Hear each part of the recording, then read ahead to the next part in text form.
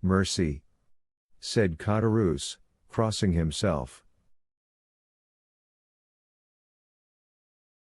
At the same moment, and in the midst of the terrifying silence which usually follows a clap of thunder, they heard a knocking at the door.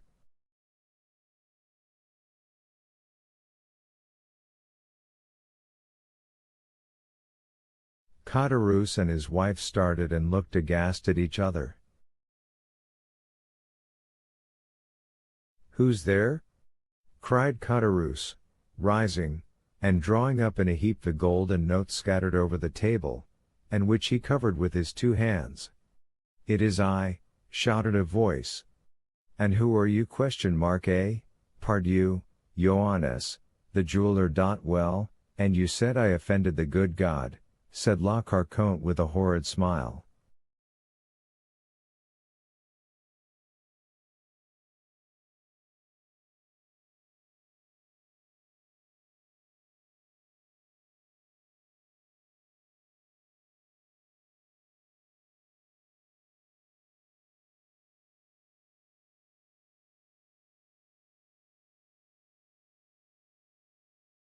"Why, the good God sends him back again."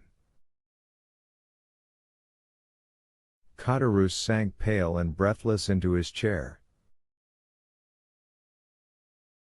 La Carconte, on the contrary, rose, and going with a firm step towards the door, opened it, saying, as she did so, "Come in, dear M. Johannes. Ma foi," said the jeweler, drenched with rain.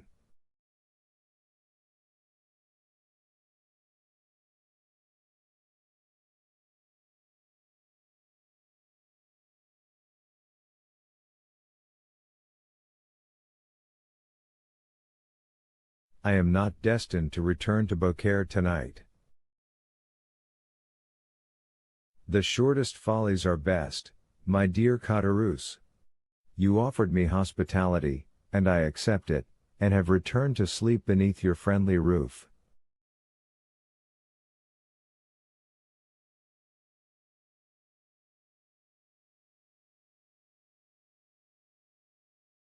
Caderousse stammered out something, while he wiped away the sweat that started to his brow.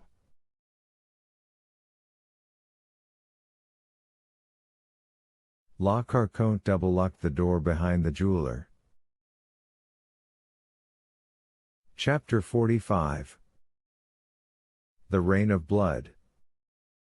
As the jeweler returned to the apartment, he cast around him a scrutinizing glance, but there was nothing to excite suspicion, if it did not exist, or to confirm it, if it were already awakened.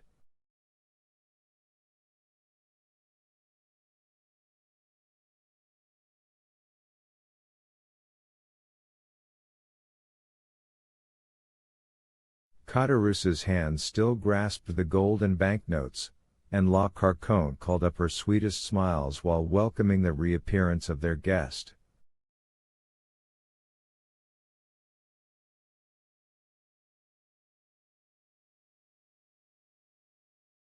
"Well, well," said the jeweler, "you seem, my good friends, to have had some fears respecting the accuracy of your money, by counting it over so carefully directly I was gone. Oh, no," answered Caderousse, "that was not my reason, I can assure you, but the circumstances by which we have become possessed of this wealth are so unexpected, as to make us scarcely credit our good fortune, and it is only by placing the actual proof of our riches before our eyes that we can persuade ourselves that the whole affair is not a dream."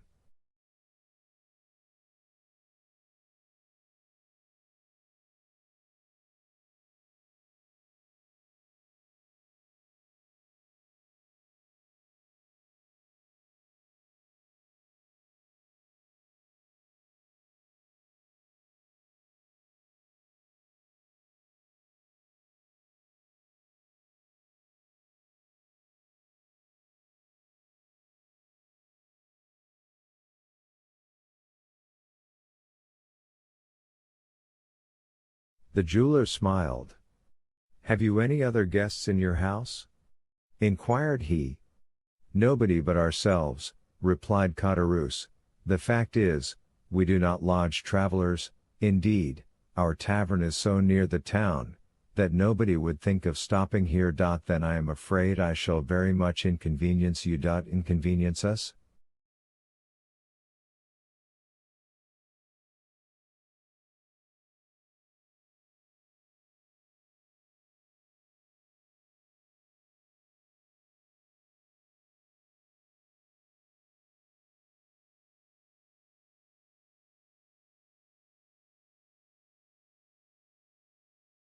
Not at all, my dear sir, said La Carconte in her most gracious manner.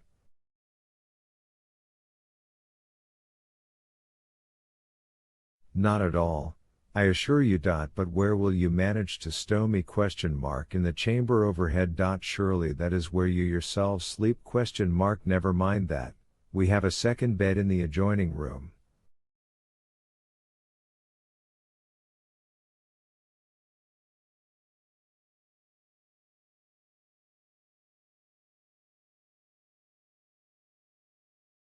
Caderousse stared at his wife with much astonishment.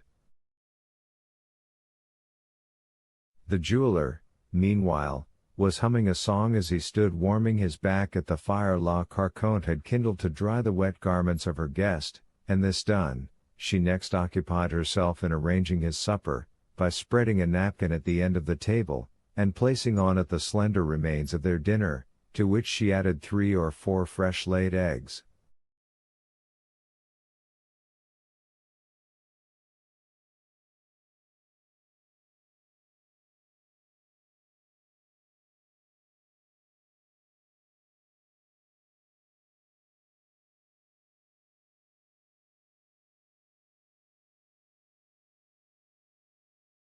Caderousse had once more parted with his treasure, the banknotes were replaced in the pocketbook, the gold put back into the bag, and the whole carefully locked in the cupboard.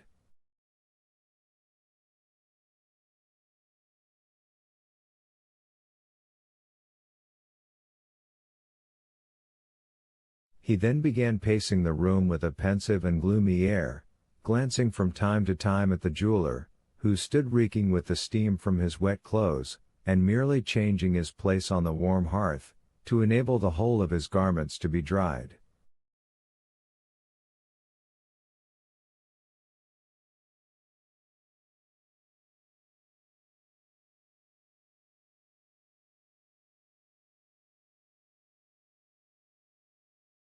There, said La Carconte, as she placed a bottle of wine on the table, supper is ready whenever you are. And you? Asked Johannes. I don't want any supper, said Caderousse.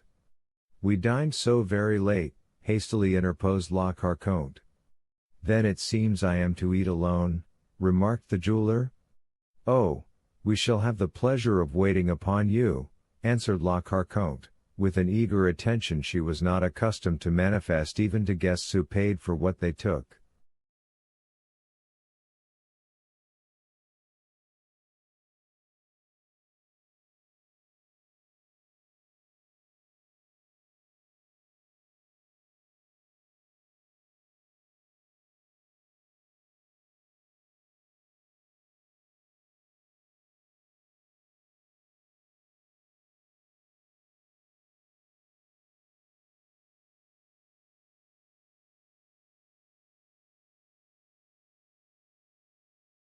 From time to time Caderousse darted on his wife keen, searching glances, but rapid as the lightning flash.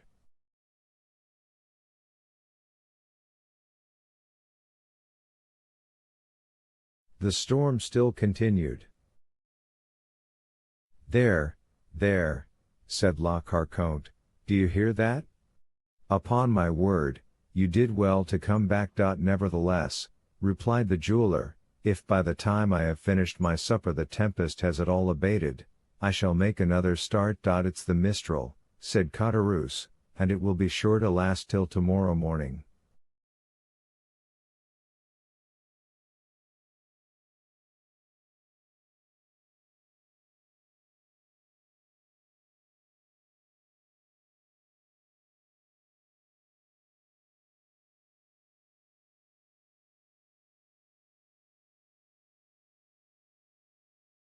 He sighed heavily. "Well," said the jeweler, as he placed himself at table, "all I can say is, so much the worse for those who are abroad." "Yes," chimed in La Carconte, "they will have a wretched night of it."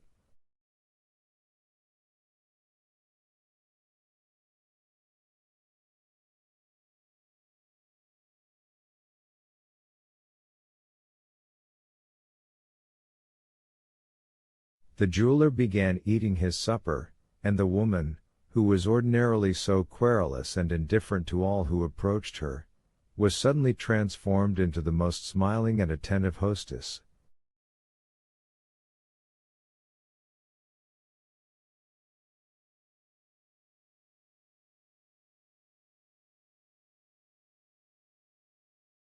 Had the unhappy man on whom she lavished her assiduities been previously acquainted with her, so sudden an alteration might well have excited suspicion in his mind, or at least have greatly astonished him.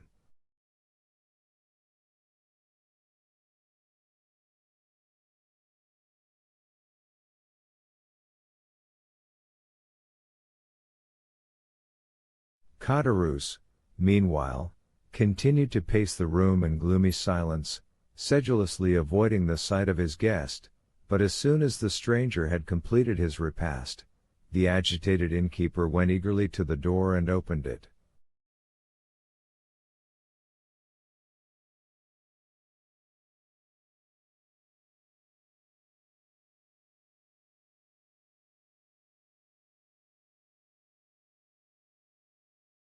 "I believe the storm is over," said he.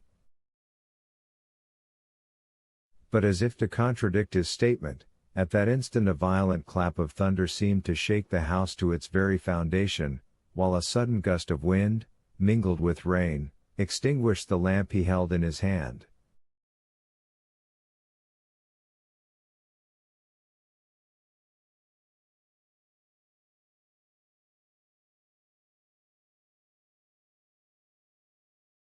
Trembling and awestruck, Caderousse hastily shut the door and returned to his guest, while La Carconte lighted a candle by the smoldering ashes that glimmered on the hearth.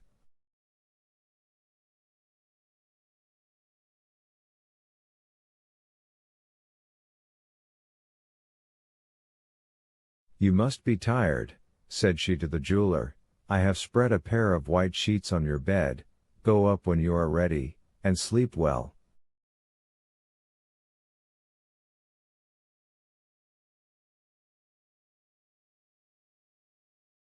Johannes stayed for a while to see whether the storm seemed to abate in its fury, but a brief space of time sufficed to assure him that, instead of diminishing, the violence of the rain and thunder momentarily increased.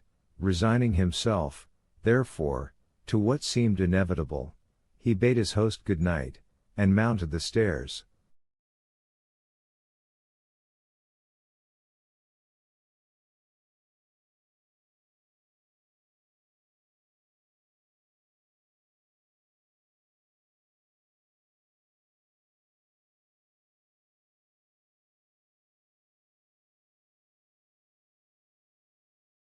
He passed over my head and I heard the flooring creak beneath his footsteps. The quick, eager glance of La Carconte followed him as he ascended, while Caderousse, on the contrary, turned his back, and seemed most anxiously to avoid even glancing at him.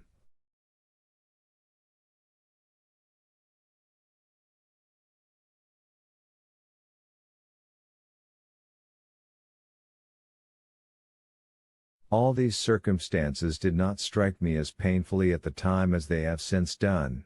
In fact, all that had happened, with the exception of the story of the diamond, which certainly did wear an air of improbability, appeared natural enough, and called for neither apprehension nor mistrust, but, worn out as I was with fatigue, and fully purposing to proceed onwards directly the tempest abated, I determined to obtain a few hours' sleep.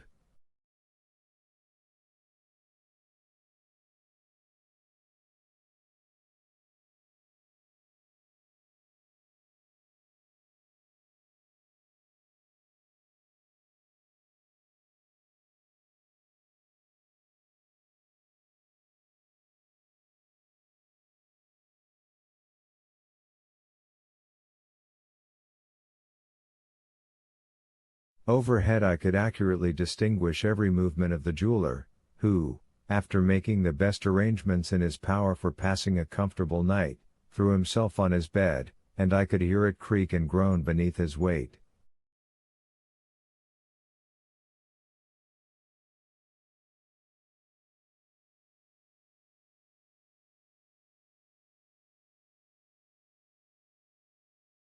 Insensibly my eyelids grew heavy, deep sleep stole over me, and having no suspicion of anything wrong, I sought not to shake it off.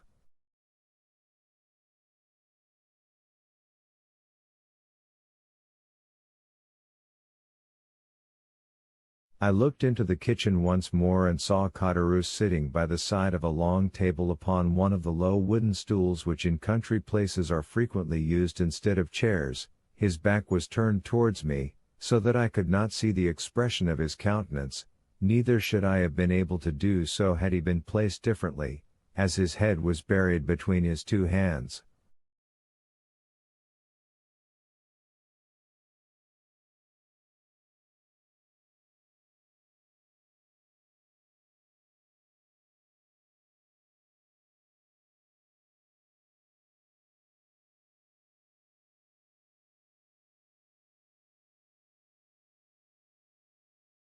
La Carconte continued to gaze on him for some time, then shrugging her shoulders, she took her seat immediately opposite to him.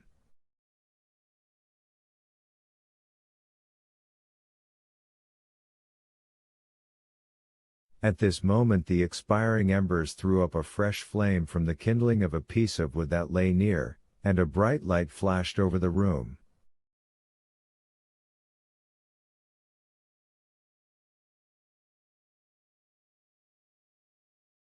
La Carconte still kept her eyes fixed on her husband, but as he made no sign of changing his position, she extended her hard, bony hand, and touched him on the forehead.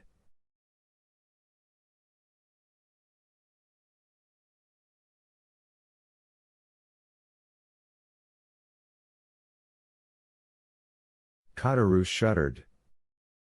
The woman's lips seemed to move, as though she were talking, but because she merely spoke in an undertone, or my senses were dulled by sleep, I did not catch a word she uttered.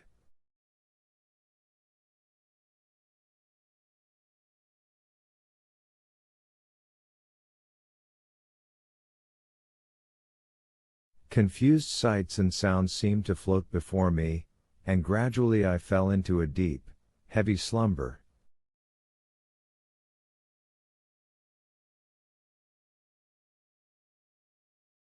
How long I had been in this unconscious state I know not, when I was suddenly aroused by the report of a pistol, followed by a fearful cry.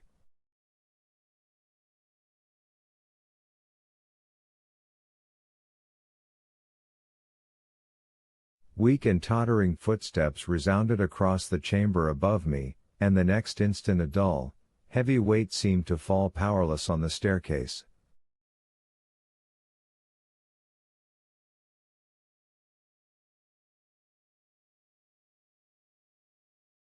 I had not yet fully recovered consciousness, when again I heard groans, mingled with half-stifled cries, as if from persons engaged in a deadly struggle.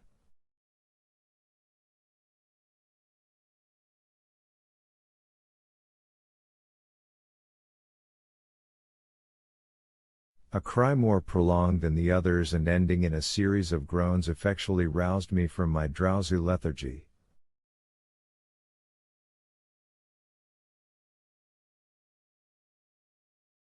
Hastily raising myself on one arm, I looked around, but all was dark, and it seemed to me as if the rain must have penetrated through the flooring of the room above, for some kind of moisture appeared to fall, drop by drop, upon my forehead, and when I passed my hand across my brow, I felt that it was wet and clammy.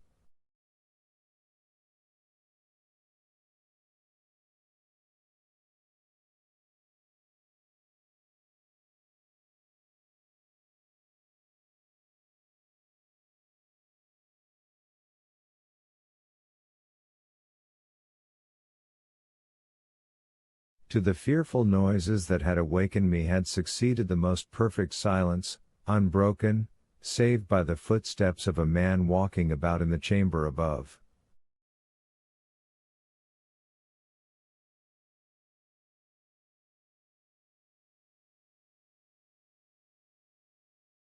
The staircase creaked, he descended into the room below, approached the fire and lit a candle.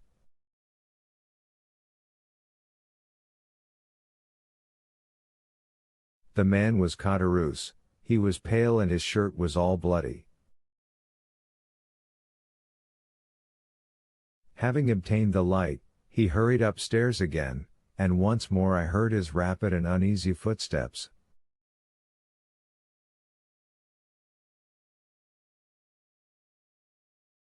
A moment later he came down again, holding in his hand the small shagreen case, which he opened, to assure himself it contained the diamond, seemed to hesitate as to which pocket he should put it in, then, as if dissatisfied with the security of either pocket, he deposited it in his red handkerchief, which he carefully rolled round his head.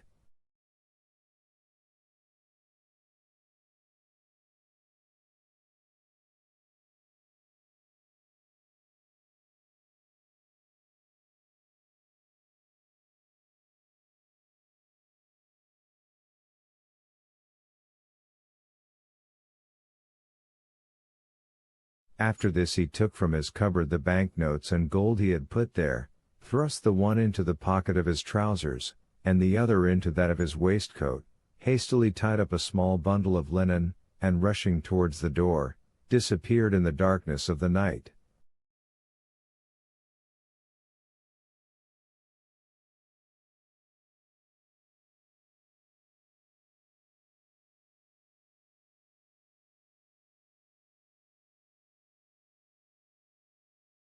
Then all became clear and manifest to me, and I reproached myself with what had happened, as though I myself had done the guilty deed.